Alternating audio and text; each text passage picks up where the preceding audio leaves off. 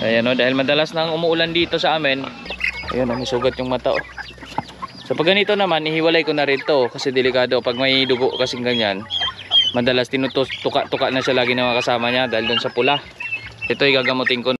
Magandang araw po, umpisa na naman ng mga gawain dito sa bukid. Yung mga baboy natin, nandito na naman yung ilang sa mga baboy natin. No? Yung ibang baboy natin, pupuntahan na naman natin sa kabila. Ito naman yung, ito bagong purga to. Pinurga ko kasi medyo payat pa rin siya. No, napurga ko na. Hinalo ko dun sa kanyang pagkain. No, tapos ito naman yung ating black pig. Medyo nagpuputik na dito kasi maulan na nito mga magkasunod. Ayan yung black pig natin na buntis na rin. No? Antayin lang natin mga ilang buwan yan ay mga anak na rin.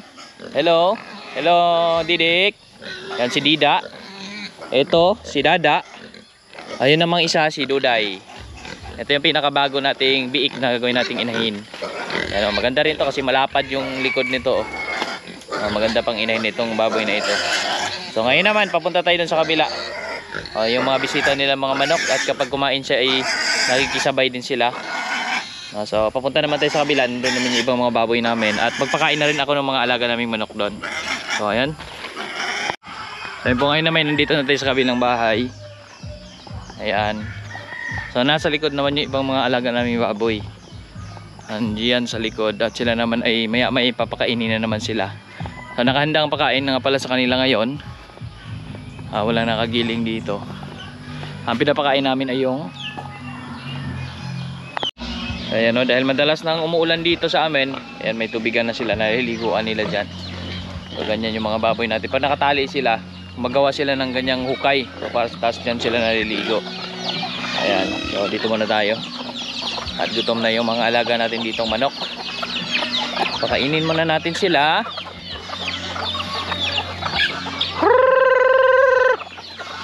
At ang menu natin ngayon ay corn.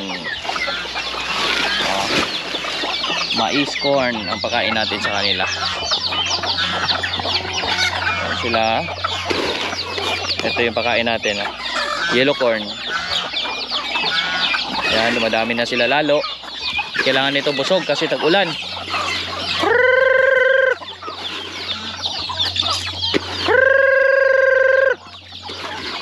Ang dami na ng mga alaga natin, no? Yellow corn na pakain natin since free range naman sila. So ang yellow corn ay maganda na rin dito at napakalakas naman nilang kumain dyan. Bukod sa yellow corn kasi nakakainin niya sila ng mga damo-damo dyan sa paligid, mga insects.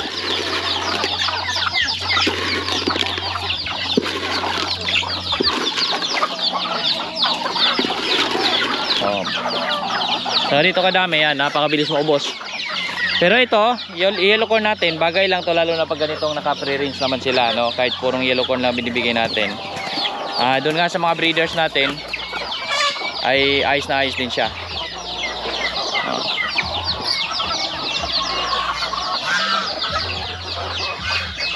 Ayan, marami na rin lalaki, oh. Mababawasan na rin natin ito sa sunod. Madalas kinukuha namin yung mga bihirang umuwi, no? Kaya masyadong lumalayo. So ayan, pang ulam na yan, no? Ayan ang mga manok natin. Tapos dito naman may broiler akong isa na hiniwalay. Binukod ko dun sa iba kasi ito ay may sugat, no? Kapag may sugat kasi ito, lalong lumalala yung sugat niya kapag kasama niya pa yung iba kasi tinutuka-tuka lagi. So, papagalingin ko muna to bago siya ibalik dun sa kabila ulit. Ayan, tapos punta naman tayo dun sa kabila kasama ng mga broiler nating iba. So ayan ang nakahanda pakain sa kanila. Ayan na naman kasaba. So para yan sa mga inayang baboy namin. Tapos yung mga manok unahin ko lang pakainin kasi maya maya ay alis na yan sila. Ayan. Ayan, tara, punta naman tayo dun sa kabilang mga alaga natin. May mga broiler doon. At dito nga pala yan, may mga baboy din dito. Alaga ng kapatid ko yan. Di pa nakaligo, papaliguan pa yan sila. So tara.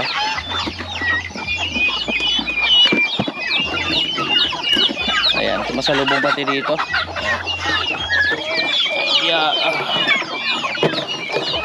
Ito sila tapos nang kumain, tumasalubong pa rin.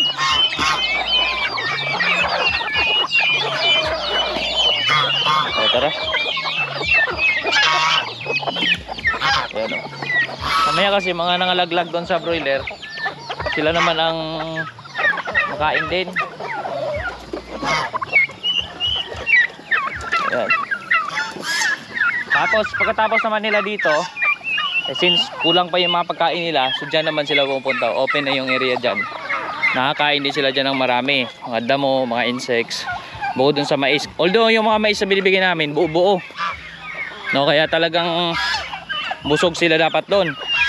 Pero siyempre kailangan din nila kumain ng dagdag pa ng mga nasa paligid, no? So sa broiler naman namin, ito naman yung feeds naman yan sila. Ayan, mga broiler chicken natin. Ayan, mga puting manok. Kumusta na? Tapos yan ipapakainin naman natin. So ito yung kainan nila. Ito naman yung yan, nilalagyan natin pakain yan. Kawayan. So tinatakpan ko kasi nililiparan ng mga pabo. Ay, bigyan muna natin pakain. Ito yan, no? Makyat na. So ayan, bigyan ko muna pakain.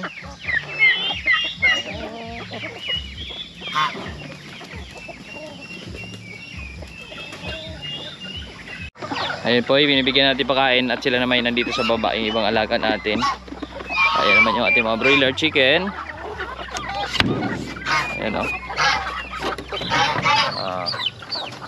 So, ganyan naman, no? Nakalinya lang sila dyan. Maganda nyan, nasa labas yung kainan. Hindi nila naiiputan kasi doon sa kabila, yung kanilang kainan nasa loob. So naiiputan nila. Kasi pag nilagyan ko na ng pakain, itutuka ako. Kaya ito, mas kuha na rin. Mas okay na yung ganyan. Ayan.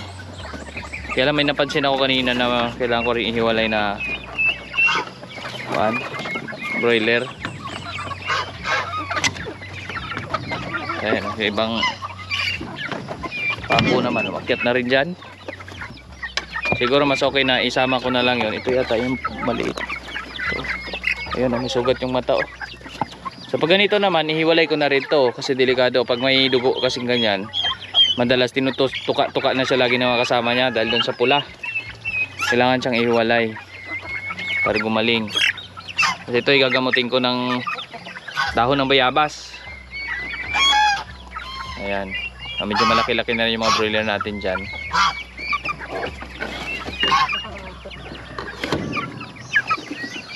Ayan o.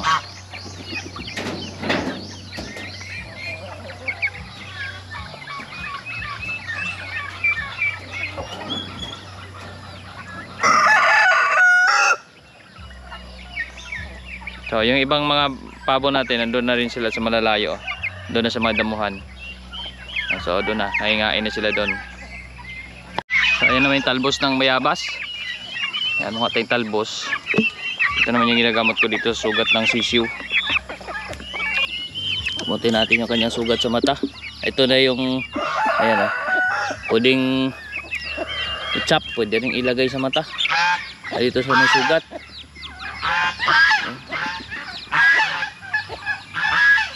Yung katas, nalagay ko sa mata niya. Kawawa. Ano kanya, mabisang gamot yan, no? Kahit sa sugat ng tao, yan din ginagamot namin. Kung may sugat kami, yung mga talbos ng bayabas. Yan, magaling din agad.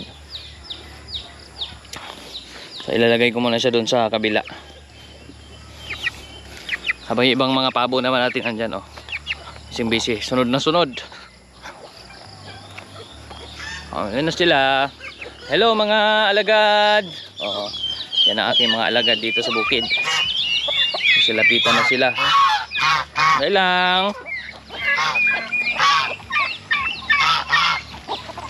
Ang mga alagad namin dito sa bukid.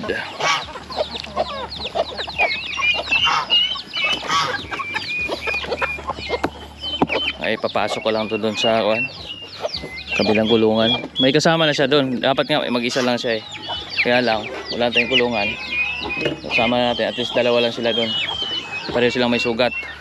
Observe ko na lang kung ano.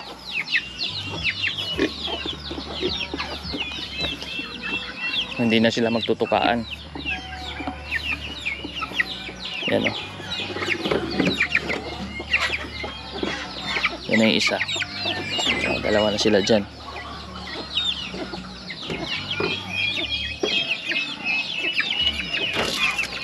Kailang isin lang natin to.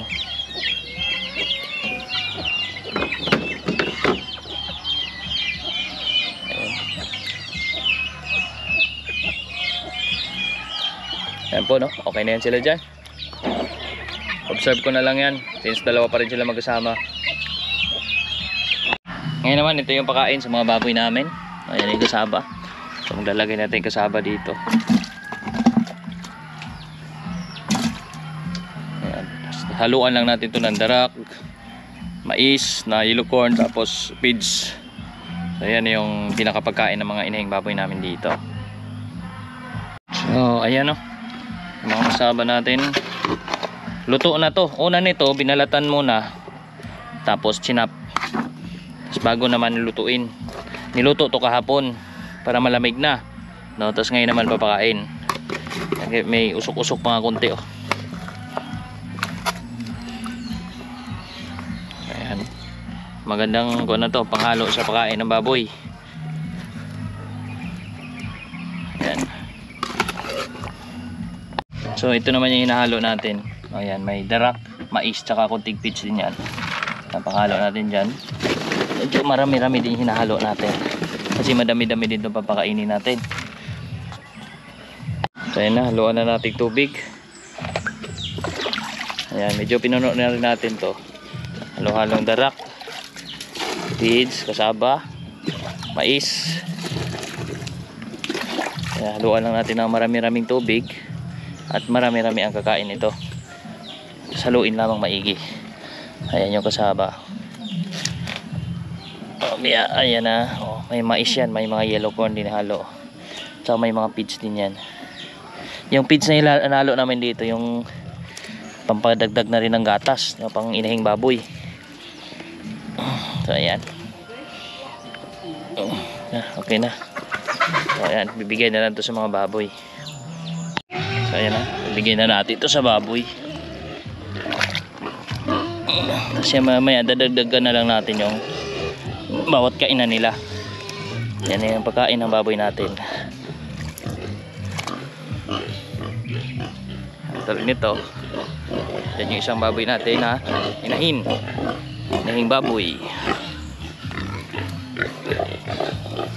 Yan yung kainan niya.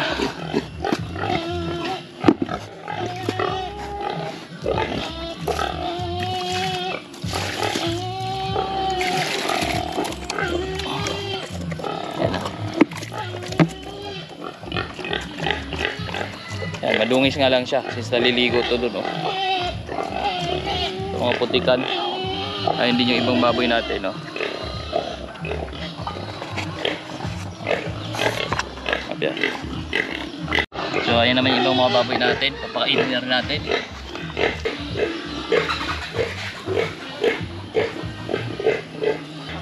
So ayan naman yung ibang baboy natin, oh. Gutom na rin. Bibigyan na rin natin ito pakain.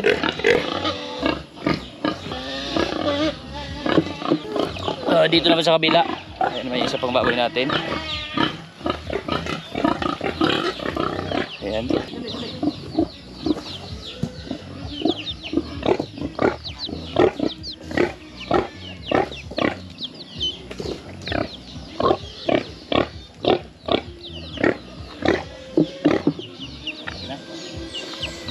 So okay na, nabigyan na natin dito yung mga baboy natin. Tapos nilalagyan ko na lang yan ng sabaw. Yan pa.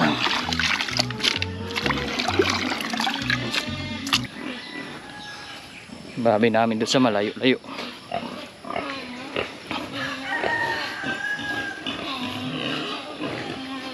Ayan.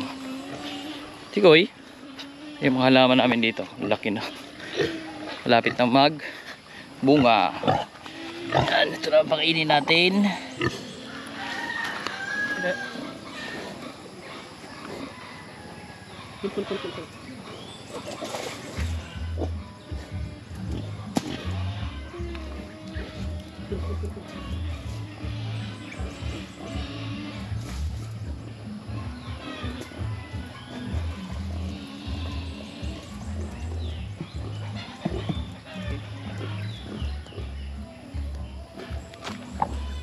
Ayan na, pagkain niya. Dadagdagan pa natin yan ng sabaw. Ayan. Aba, may pinya dito. Yan, may pinya. Ito sabaw, dagdag ko dito. Ayan. Sapal ng niyog. Tapos yan yung pang dagdag natin, yung pambigay natin dito sa baboy.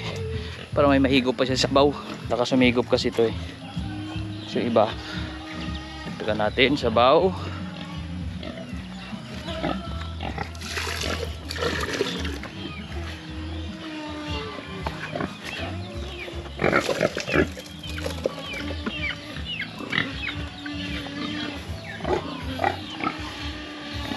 Ito.